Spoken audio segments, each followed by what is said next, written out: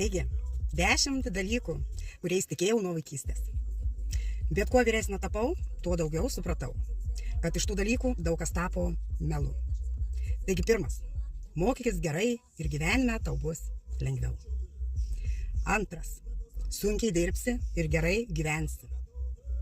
Trečias, užaugus turėsi daugiau laisvo laiko. Ketvirtas, suaugę žmonės viską žino. Penktas, pinigai laimės neatneš.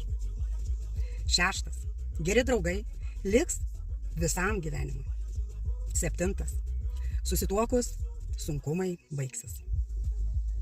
Aštuntas, kaip suaugsiu, nieko nebebijosiu. Devintas ir paskutinis, susitvarkius gyvenimą, svarbiausia turėti stabilų darbą. Nemanau, kad mums norėjo meluoti, ar sakė iš piktos valios.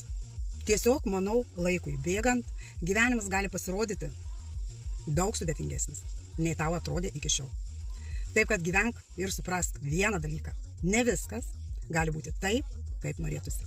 Bet gyvenimas yra gyvenimas. Jis neturi būti lengvas ar paprastas, kad ir kaip norėtų. Nori geresnio gyvenimo, turi jį susikurti tokio, kokio tu nori turėti. O neklausyti, ką sako kiti.